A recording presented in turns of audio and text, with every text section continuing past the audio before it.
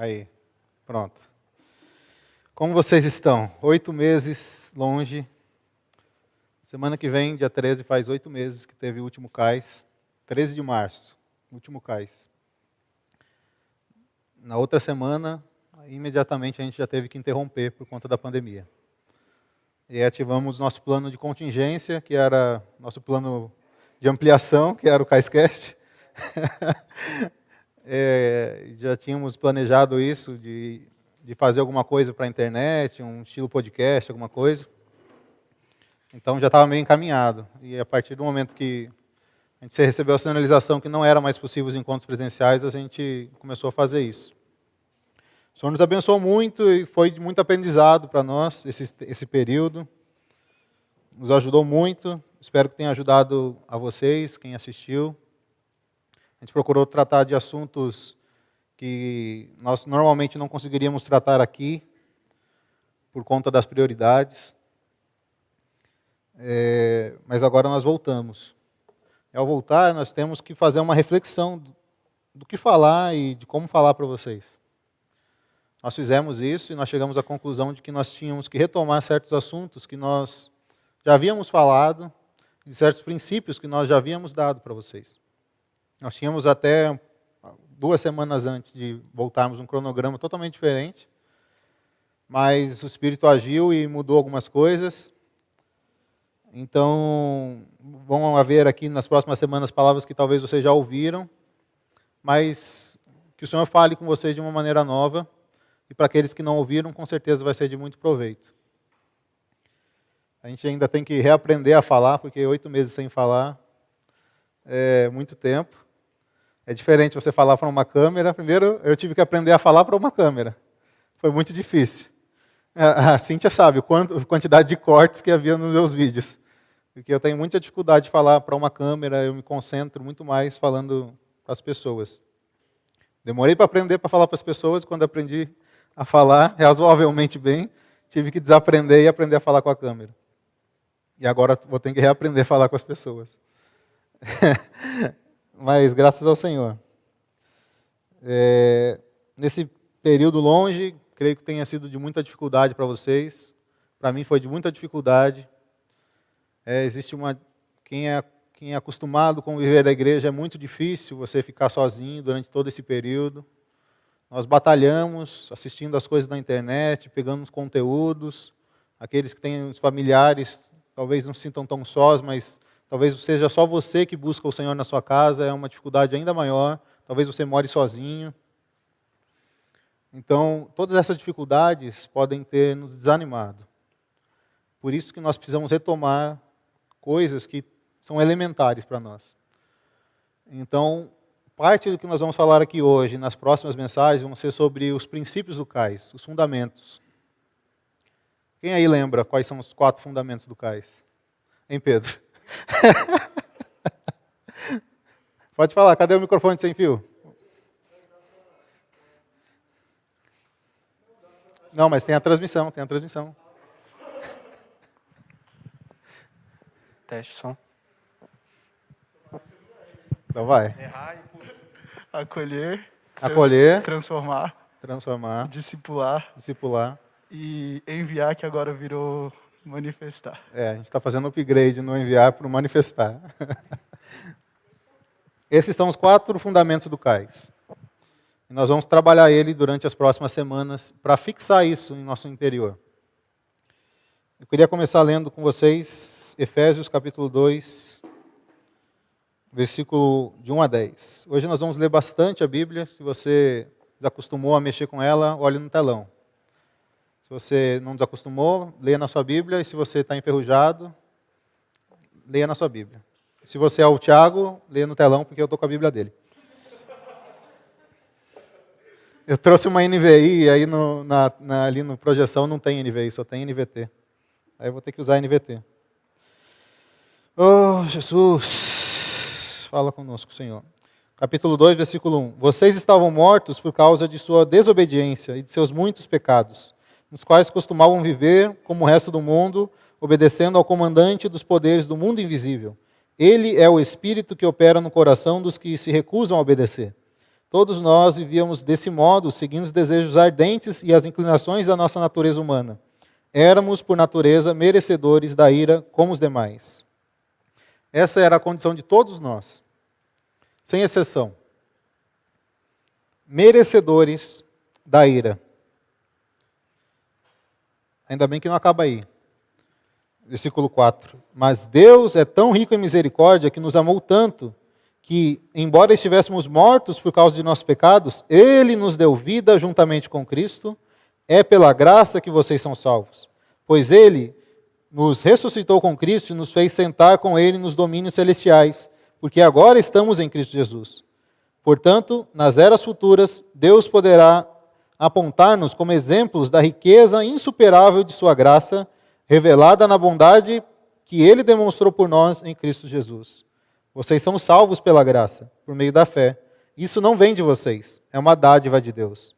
Não é uma recompensa pela prática de boas obras, para que ninguém venha se orgulhar, pois somos obra-prima de Deus, criados em Cristo Jesus, a fim de realizar as boas obras que Ele de antemão planejou para nós. Nesse trecho fala que nós estávamos mortos em nossos delitos e pecados. Não havia esperança para nós. Nós éramos inimigos de Deus. Isso era uma sentença. Não havia mais volta. Mas o próprio Deus, Ele enviou o seu Filho. E com isso, Ele nos tornou filhos dEle. Efésios capítulo 1, versículo 4 e 5 diz: Mesmo antes de criar o mundo, Deus nos amou e nos escolheu em Cristo para sermos santos e sem culpa diante dele. E nos predestinou para si, para nos adotar como filhos, por meio de Jesus Cristo, conforme o bom propósito de sua vontade. Ele mesmo planejou e executou o seu plano, nos tornando seus filhos. Agora nós somos filhos de Deus. João capítulo 1, versículo 12 e 13.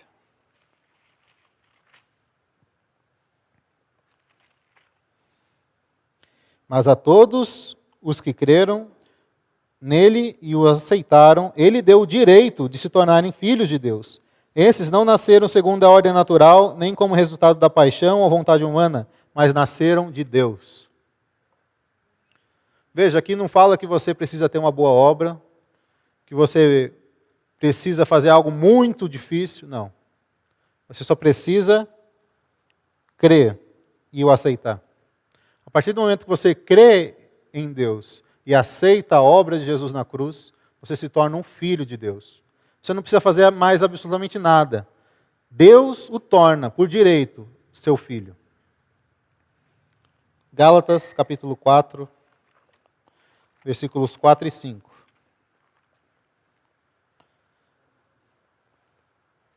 Mas, quando chegou o tempo certo, Deus enviou o seu filho, nascido de uma mulher e sob a lei. Assim o fez para resgatar a nós que estávamos sobre a lei, a fim de nos adotar como seus filhos. E porque nós somos seus filhos, Deus enviou ao nosso coração o Espírito de seu Filho, e por meio dele clamamos, Abba, Pai.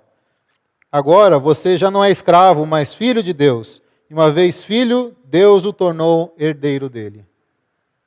A obra de Cristo possibilita que nós sejamos filhos de Deus. Então, o que você é hoje? Você é um filho de Deus. Isso é maravilhoso.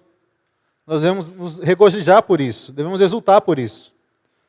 Mas tudo bem, agora eu sou filho, e agora? E o que acontece comigo sendo filho? Não preciso fazer mais nada? Acabou? Hein? E pior, eu não era filho, eu me tornei um filho. Mas parece que as coisas não mudaram tanto quanto eu imaginei que fossem mudar. E agora, isso significa que eu sou filho ou que eu não sou filho? Hein, Pedro?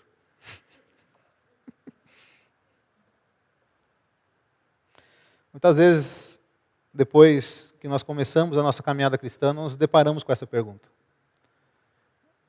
Nós mudamos, mas não tanto quanto gostaríamos e precisávamos. Nós ainda somos atacados pelos inimigos. E nós caímos. Fatalmente nós caímos. A Bíblia, ela mostra muitos exemplos de pessoas que foram usadas por Deus. E a grande maioria delas foram chamadas enquanto jovens. Nós somos jovens. Existe uma importância vital em nós. Nós somos filhos de Deus e a nossa segunda característica é que nós somos jovens. Isso nos torna como várias pessoas da Bíblia. Samuel, Davi, Josué, os discípulos do Senhor Jesus. Todos eles eram muito novos quando começaram a seguir o Senhor Jesus.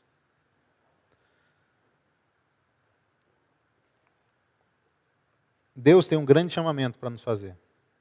E Ele nos fez. Quando nós aceitamos Ele como nosso Senhor e Salvador, Ele nos chamou. E nós aceitamos. Mas nessa caminhada, talvez durante essa quarentena, alguns puderam experimentar. Nós não conseguimos fazer sozinhos. Porque existem ataques do inimigo. Satanás sabe que Deus quer usar os jovens. E para isso, ele não fica quieto. Ele nos ataca. E ele ataca a nossa mente. O alvo principal de Satanás é a mente do ser humano. Todos os homens, eles são atacados na mente. Mas os jovens, eles têm um diferencial, que eles são imaturos. Então nós caímos mais facilmente. Quando nós somos atacados, existe dois lugares, duas consequências. Uma é uma mente adoecida.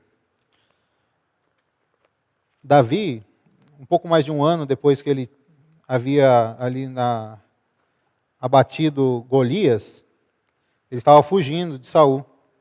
E aí ele fez um salmo, que é um salmo da depressão, que é Salmo 31. Ali, se você ler a história, você vai perceber que Davi não tinha saída. Ele estava numa cidade com uma entrada só e uma saída só. E Saul, ele pretendia matar toda a cidade para, consequentemente, matar Davi junto. Não tinha como ele escapar. Um ano só depois que ele tinha matado Golias, ele era muito novo ainda. Aí no capítulo 31, versículo 9 e 10, ele fala: Tem misericórdia de mim, Senhor, pois estou angustiado. Lágrimas me embaçam os olhos, meu corpo e minha alma definham. A tristeza me consome, e meus dias se encurtam com gemidos. Minha força se esvai por causa do pecado, e meus ossos se desgastam. Todos os meus inimigos me zombam, e meus vizinhos me desprezam. Até meus amigos têm medo de se aproximar. Davi, ele estava se sentindo perseguido, e com isso, a mente dele foi muito atacada, ele ficou muito angustiado. E ele buscou socorro ao Senhor. E todo o salmo é mais ou menos assim, ele sendo perseguido e ele buscando socorro ao Senhor. E hoje, nós somos assim. Nós somos atacados em nossa mente. Nossa mente adoece, nós nos sentimos totalmente moídos por dentro. Aqui ele fala que minha força se esvai por causa do pecado e meus ossos se desgastam. Até mesmo em nosso corpo nós sentimos as dores que estão, na verdade, na nossa mente. Satanás é quem faz isso. Satanás, ele nos ataca. Nós não conseguimos impedir esse ataque de Satanás em nossa mente. Outra coisa que pode acontecer é você cair e ter um viver de carne. Uma coisa talvez leve a outra, ou o viver de carne seja um escape para você não ter uma mente adoecida. Gálatas capítulo 5,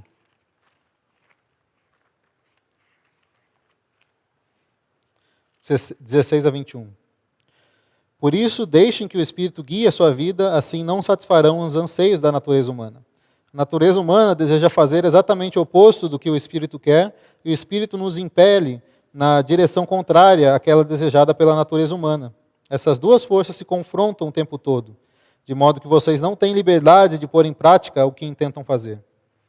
Porém, quando são guiados pelo Espírito, não estão debaixo da lei.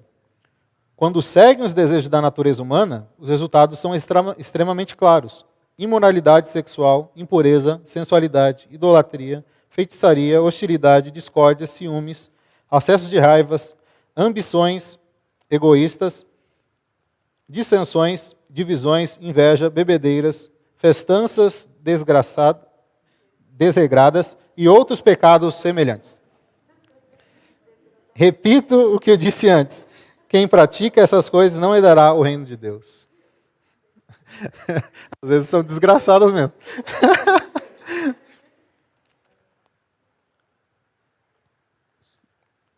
Essas coisas elas são muito usadas pelos jovens como escape. Nossa mente fica adoecida, nós nos sentimos pressionados, nós acabamos caindo em todos esses pecados aqui citados. Talvez todos ao mesmo tempo, talvez em alguns. Alguns com mais intensidade, outros com menos. Para nos sentirmos melhor, mais reconfortados em nossa carne. Somos filhos, mas praticamos coisas da carne. Como pagamento sobre isso, nós recebemos o julgamento de Satanás, nos acusando. Estamos lá, sozinhos, à deriva. Para onde você vai? Para isso que Deus nos deu a igreja. A única saída para um filho de Deus é a igreja. Porque você, olhe para você, você se conhece.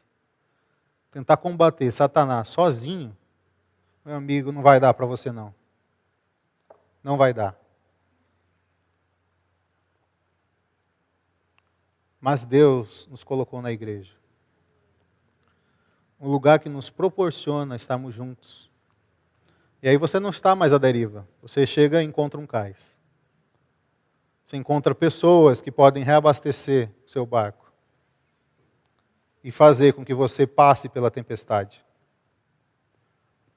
É isso que nós somos. É por isso que nós estamos aqui.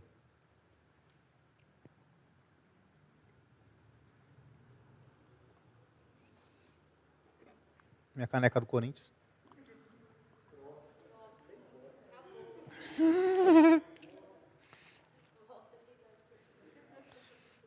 Anticlímax.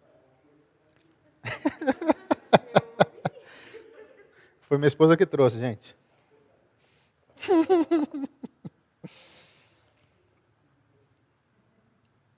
Nós somos muito falhos e nós precisamos ser trabalhados por Deus. Um filho de Deus precisa entender que ele precisa amadurecer. Se um filho de Deus, talvez seja a grande artimanha de Satanás hoje, deixar com que os filhos de Deus não percebam que eles são imaturos e fracos diante do inimigo.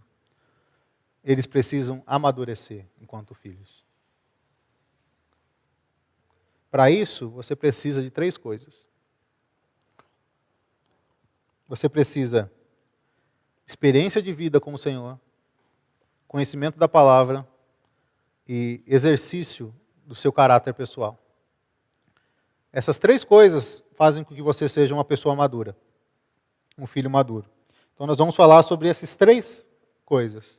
Nosso relacionamento com Deus, consequentemente, a nossa leitura e nosso conhecimento da palavra e nosso crescimento humano, pessoal, do nosso caráter.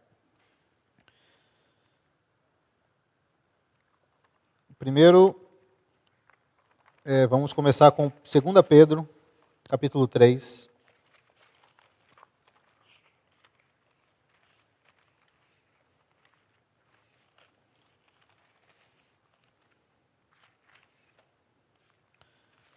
Versículos 17 e 18.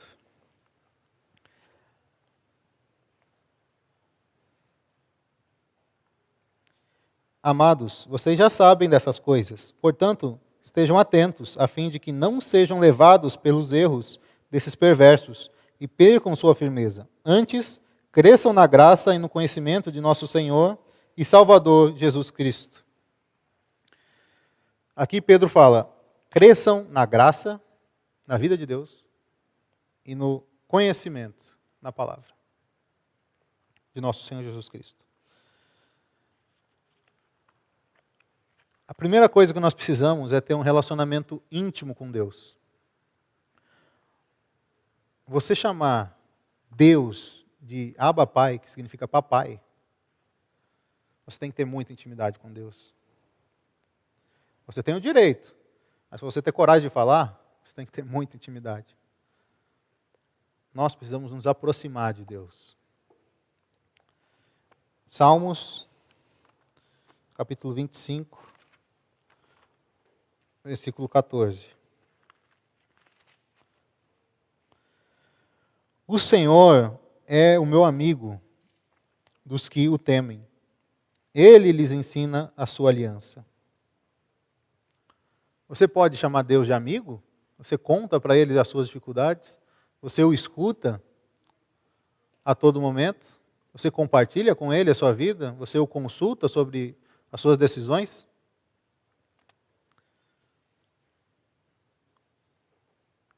Esse princípio é muito importante. Você pode ter todos os outros. Ser uma pessoa preparada, uma pessoa de caráter, uma pessoa que conhece a palavra. Mas se você não tem intimidade com Deus, não serve de nada. Outra coisa muito importante é uma consagração ao Senhor, uma entrega ao Senhor diária. Romanos capítulo 12, versículo 1. Portanto, irmãos, suplico-lhes que entreguem o seu corpo a Deus por causa de tudo que Ele fez por vocês, que seja um sacrifício vivo e santo, do tipo que Deus considera agradável. Essa é a verdadeira forma de adorá-lo.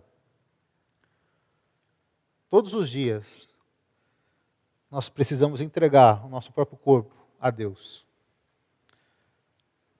Sem a consagração, Deus não pode trabalhar em nós. Deus não faz nada sem a nossa entrega. Quando nós entregamos, Deus pega e usa. Então nós precisamos, todos os dias, nos consagrar a Ele.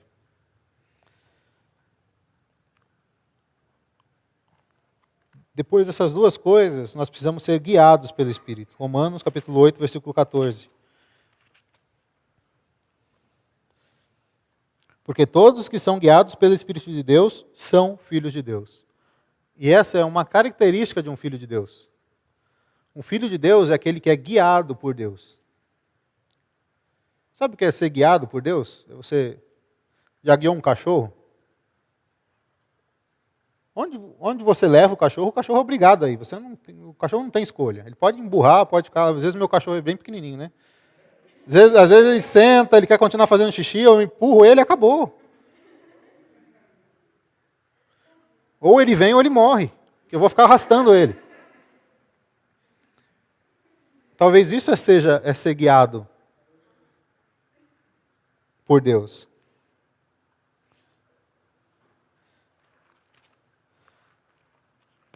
Hebreus capítulo 12 mostra como é que Deus guia. 12, do 1 ao 8. Portanto, uma vez que estamos rodeados de tão grande multidão de testemunha, livremo-nos de todo o peso que nos torna vagarosos do pecado, que nos atrapalha, e corramos com perseverança a corrida que foi posta diante de nós.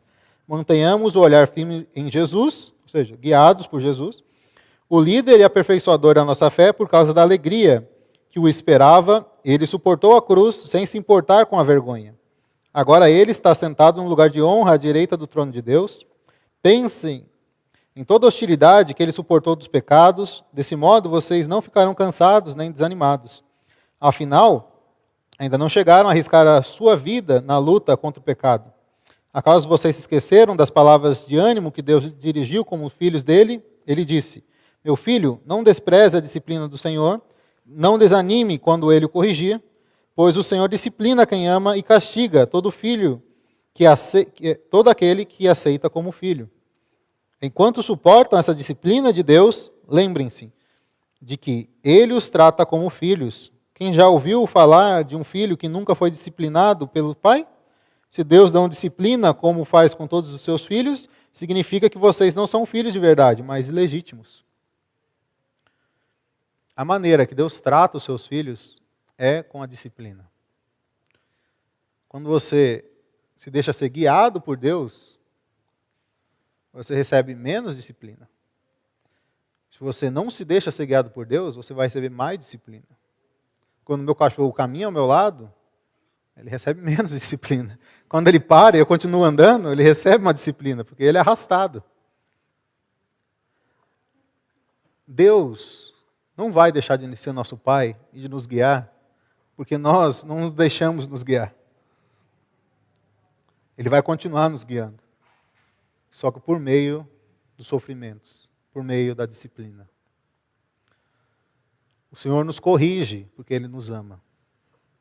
Muitas coisas que nós passamos pela nossa vida, nós não entendemos o que está acontecendo. Às vezes, quando eu era mais jovem, eu pensava que tinha alguma coisa errada comigo. Que as pessoas do mundo não sofriam nenhuma consequência dos atos, e eu, qualquer coisinha que eu fazia de errado, era severo. A consequência, dava tudo errado. Eu falava, meu Deus, por que eu sou assim? Era Deus me guiando para eu chegar onde eu estou hoje, que é continuar no caminho. Deus não nos permite que nós nos desviemos. Então, se você recebe a repreensão de Deus, saiba que é o amor de Deus sendo expresso por um filho, corrigindo e ajustando, para que um dia você seja útil na mão dele.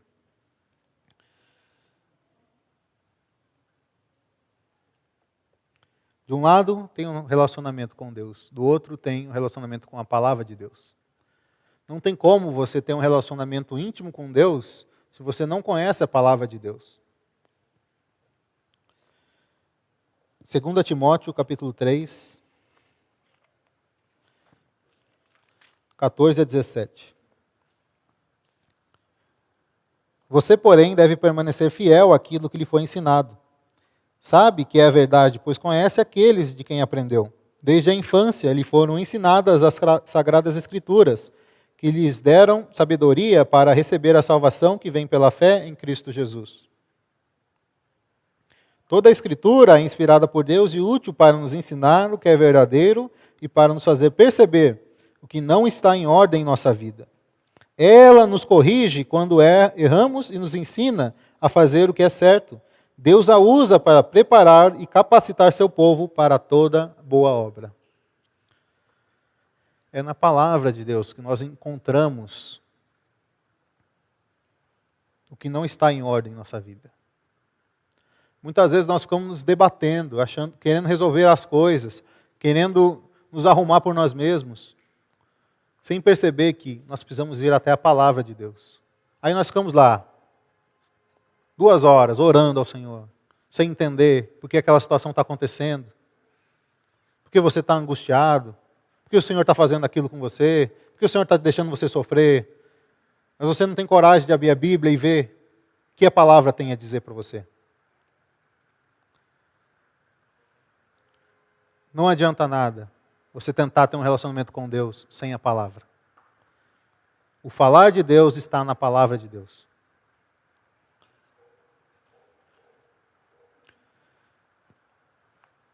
Hebreus capítulo 5.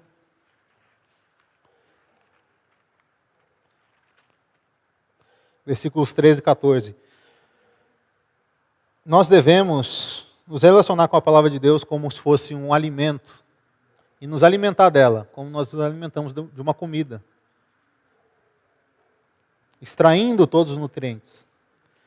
Aqui, o escritor de Hebreus ele fala: quem se alimenta de leite ainda é criança e não sabe o que é justo. O alimento sólido é para os adultos, que pela prática constante são capazes de distinguir entre o certo e o errado. A palavra de Deus é essa comida. Quando nós a encaramos como um leite, ela é um leite. Você lê como consolo, é um consolo. Você tem versículos de consolo. Você tem versículos de encorajamento. Mas você tem muitos versículos de repreensão. Você tem muitos versículos de ajuste. Você tem muitos versículos de conduta. Qual deles você deve seguir? Todos. Qual você está preparado para seguir? Os de consolo? Os de encorajamento ou os de repreensão e ajuste?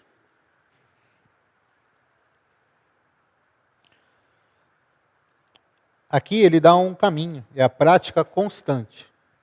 Então eu queria introduzir o outro ponto, que é viver de acordo com o que nós lemos na palavra de Deus. Tiago, ele esclarece um pouco melhor sobre isso. Tiago, capítulo 1, versículos 21 a 25. Portanto, removam toda impureza e maldade e aceitem humildemente a palavra que lhes foi implantada no coração, pois ela tem poder para salvar-los. Não se limitem, porém, a ouvir a palavra. Ponham-na em prática. Do contrário, só enganarão a si mesmos. Pois se ouvirem a palavra e não a praticarem, serão como alguém que olha no espelho, vê a si mesmo, mas assim que se afasta, esquece como era a sua aparência.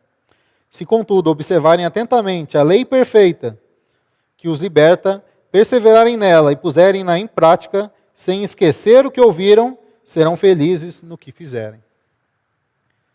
Então, essas três coisas precisam estar em nós. Nos relacionar com a palavra de Deus como nosso alimento, encará-la como um alimento sólido e praticar aquilo que nós lemos na palavra. Tornar o que nós lemos prático em nosso viver.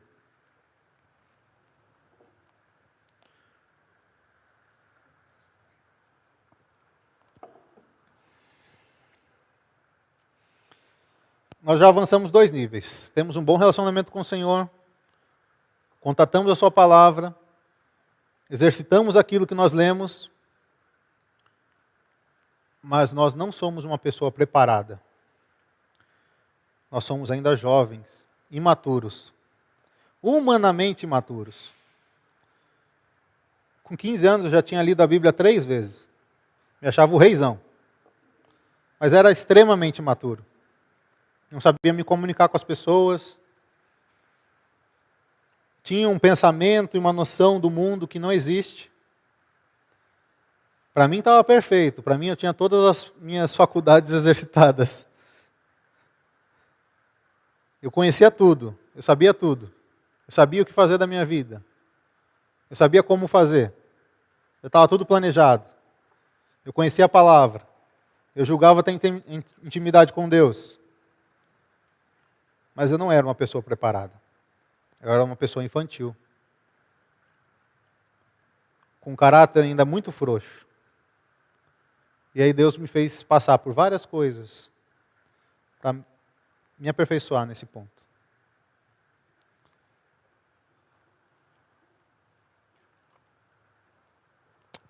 A pessoa que mais recebeu instrução sobre como proceder foi Timóteo.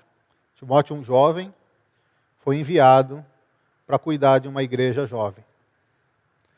Nada pior do que um jovem dar ordens para um velho. Dar instrução de vida para um velho. Naquela época, com o judaísmo a 1000, era muito difícil. Ele se sentiu reprimido.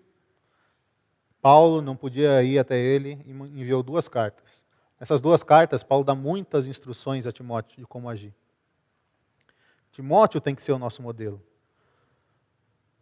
Paulo escreveu 2 cartas exclusivamente para um jovem. De toda a Bíblia tem 2 livros que são para os jovens. 1 e 2 Timóteo. Outros também você aplica. Mas 1 e 2 Timóteo é para um jovem na igreja. E esse jovem, ele não era qualquer jovem, era um jovem com responsabilidade. Que queria assumir as coisas da igreja. Mas ainda muito debilitado. Precisava de ajuda. Então, 1 Timóteo capítulo 3, versículo 1.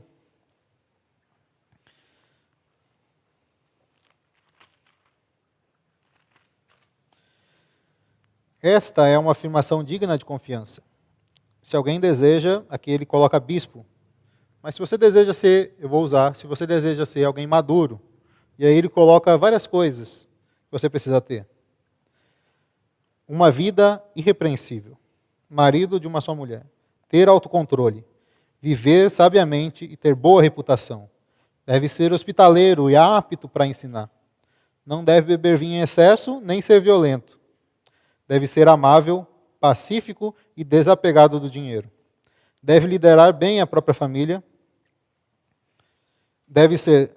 Não deve ser recém-convertido, pois poderia se tornar orgulhoso e o diabo faria cair. Além disso, os que estão de fora, versículo 7.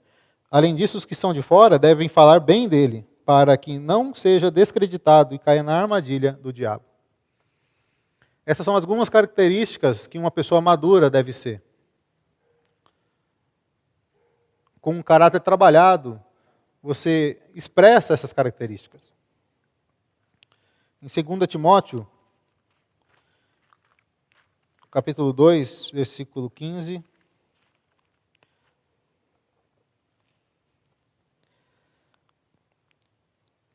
Do 15 ao 16, depois do 20 ao 26.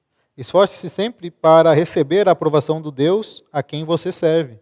Seja um bom trabalhador, que não tem do que se envergonhar e que ensina corretamente a palavra da verdade.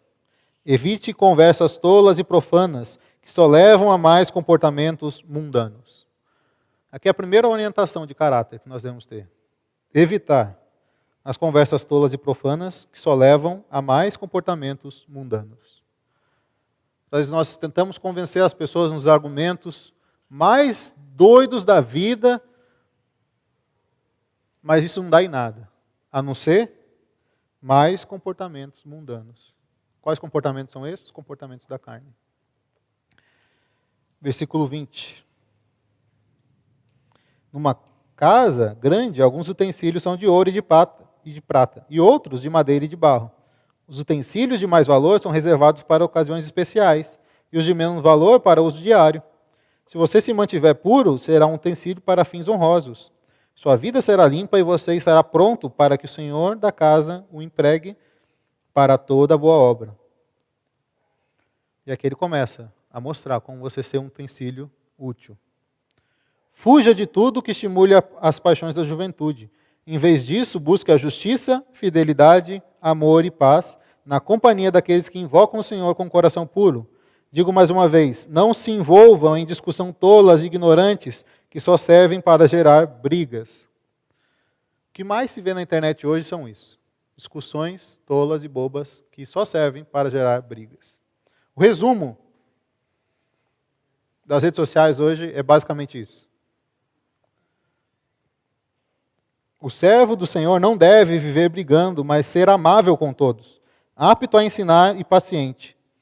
Instrua com mansidão aqueles que se opõem, na esperança de que Deus os leve ao arrependimento. Quem vai levar ao arrependimento? Seus argumentos? Sua forma de agir? Seu post? No Twitter? No Instagram? No Facebookzão? Não. Deus é quem leva ao arrependimento. E a palavra dele, saindo da sua boca, é que conduz. Então, versículo 26, voltarão ao perfeito juízo e escaparão da armadilha do diabo que os prendeu para fazerem o que ele quer. Lembra lá no começo? Nós estávamos presos na nossa mente. Satanás fazia o que queria de nós. Você tem duas opções. Aceitar o trabalhar do Senhor na sua vida. Se tornar mais íntimo dele. Contatar mais a sua palavra. Trabalhar o seu interior. Trabalhar a sua pessoa. Ou continuar livre para que o diabo faça o que bem entender.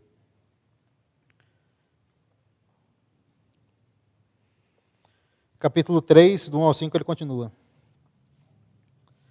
Saiba que nos últimos dias haverá tempos muito difíceis. Estamos em tempos muito difíceis ou não? Ou alguém tem alguma dúvida que estamos em tempos muito difíceis? Porque as pessoas só amarão a si mesmas e ao dinheiro. Será que estamos nesse tempo que as pessoas só amam a si mesmas e ao dinheiro? Cada vez mais individualistas. Se teve uma coisa que a pandemia trouxe, foi mais individualismo. Cada vez menos nós podemos contatar as pessoas. Olha como nós estamos aqui hoje. Que situação lamentável. nós estamos condicionados a isso. E fatalmente, a consequência disso é que nós, mesmo sem a intenção, nós acabamos nos afastando das pessoas.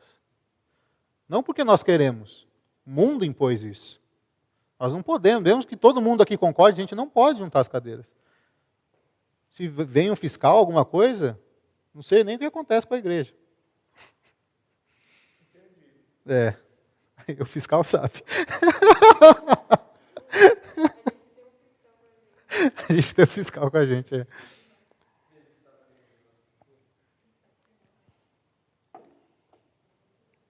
Nós estamos condicionados a isso. Mas estamos alegres que voltamos. Melhor aqui, mesmo que distantes um do outro, sem poder nos abraçar, sem poder cantar sem máscara. Negócio esquisito cantar com máscara. Primeira vez que eu cantei com máscara. Não sai, a máscara vai entrando, vira um negócio esquisito demais. É ruim. Mas você não está disposto a sofrer um pouco pelo Senhor? E cantar alto de máscara, nem que você engasgue? Por isso tragam bastante água.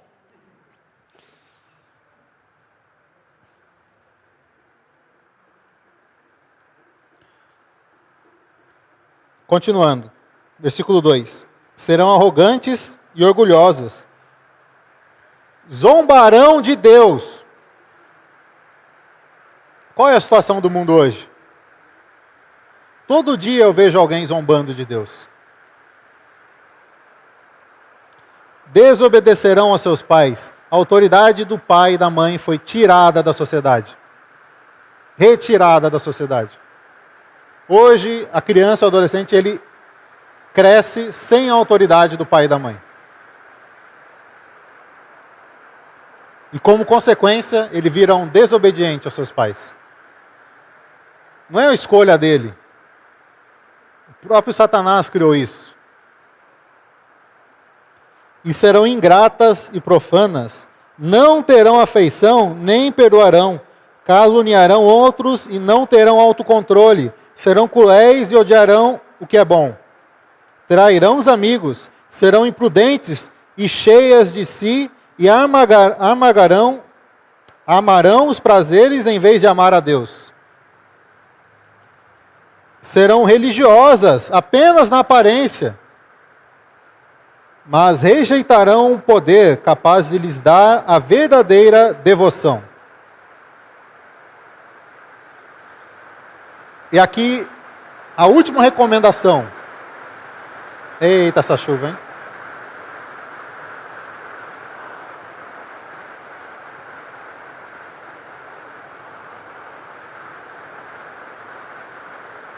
Então,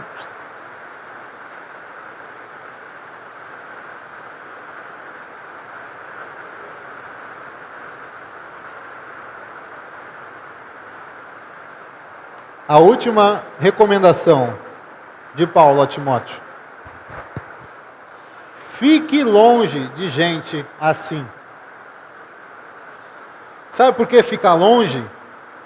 Porque isso é uma onda tão forte que se você ficar perto, você vai ser levado. Paulo não fala, se agarre em alguma coisa, faça tal coisa, fale tal coisa para essas pessoas. Não. Fique longe, se afaste disso. Isso só vai trazer uma consequência a você. Você vai ser levado. Você não vai ser uma pessoa trabalhada. Você vai voltar ao primeiro estágio de cometer pecados da carne.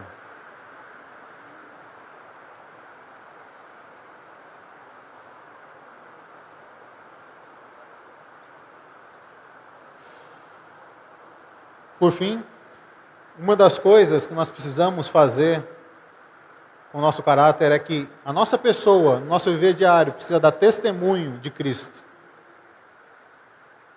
Testemunhar que nós somos os filhos de Deus por meio das nossas atitudes. Esse é o ponto mais difícil de se alcançar. Já vi vários testemunhos de pessoas que... Minha avó dá muitos testemunhos, porque ela é uma pessoa de Deus, né? Já é senhora. Ela não sabe fazer outra coisa a não ser falar de Deus. E várias vezes ela fala que ela está em algum lugar e a pessoa fala assim, nossa, você é muito de Deus, sem ela ter falado nada. E ela começa a falar de Deus para a pessoa. Eu almejo ser um dia essa pessoa, que as pessoas olhem e falam, tem alguma coisa diferente em você. Você transmite alguma coisa diferente. Você é de Deus. Você é filho de Deus. Pelas suas atitudes, pelo seu comportamento, as pessoas percebem. Essa pessoa não é igual às outras. Ela é filha de Deus. Nós precisamos buscar isso.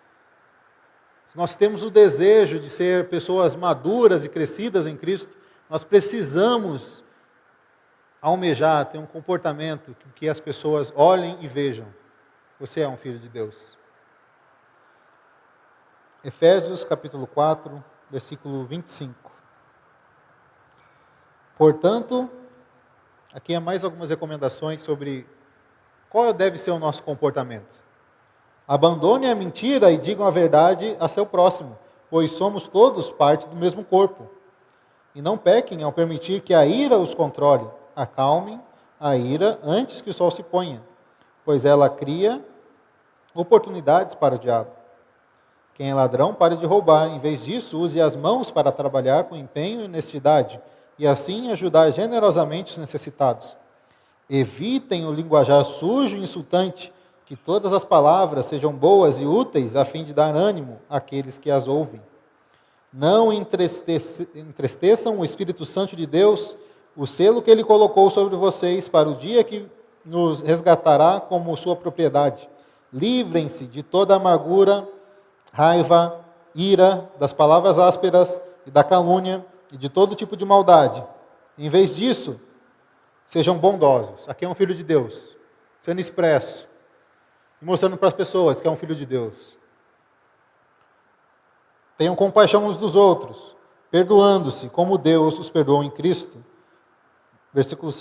Capítulo 5, versículo 1. Portanto, como filhos amados de Deus, imitem-no em tudo o que fizerem.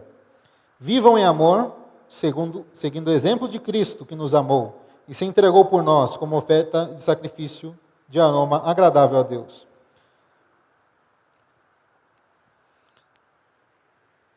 Esse deve ser o nosso comportamento. Todos os dias nós devemos orar ao Senhor. Naquele momento que nós estamos nos consagrando a Ele, pedindo, Senhor, tira de mim toda mentira, tira de mim toda ira, tira de mim todo linguajar sujo. Senhor, que eu não entristeça o seu Espírito. Livra-me de toda amargura, de toda raiva, de toda ira, de toda calúnia. Me livra, Senhor. Me permita que eu esteja longe dessas coisas. Assim nós somos transformados. Nós estamos aqui no CAIS para isso. Aqui não é um encontro semanal que você vem para cantar alguns louvores, escutar uma palavra, ir embora para sua casa e continuar do mesmo jeito. Não é esse o nosso objetivo com vocês. Nosso objetivo é que vocês cresçam como filhos de Deus. Nós queremos trabalhar todos esses pontos em vocês. Esse é o nosso objetivo. E se nós estamos falhando, falem comigo, falem com Davi. O nosso objetivo é esse. Se não está sendo cumprido, nós vamos mudar tudo. Todas as coisas. Para que isso seja cumprido na vida de cada um. Se durante esse período nós deixamos alguém sem suporte, sem contato, se você não se sentiu incluído de alguma forma, nós pedimos perdão. Nós tentamos fazer da melhor forma, tentamos tratar dos melhores assuntos, mas nós somos ainda muito falhos. Precisamos do perdão de vocês. Queria terminar lendo 1 Coríntios capítulo 13, versículos 10 a 12. Mas quando vier o perfeito, essas coisas imperfeitas desaparecerão. Quando eu era criança, quando eu era um filho ainda imaturo, falava e pensava e raciocinava como um filho imaturo. Mas quando me tornei um filho maduro, deixei para trás as coisas de um filho imaturo. Agora vemos, de modo imperfeito, como um reflexo no espelho. Não entendemos direito se é o Senhor falando conosco. Não entendemos direito se é a vontade do Senhor. Não entendemos direito se é a direção do Senhor para a nossa vida. Mas então, nós o veremos face a face. Tudo que sei agora é parcial e incompleto. Mas conhecerei tudo plenamente, assim como Deus já me conhece plenamente. Aleluia. Queria concluir que todos nós lêssemos juntos 1 João, capítulo 3, versículo 2. Fiquem em pé, leiam no telão, vamos ler todos juntos, para encerrar.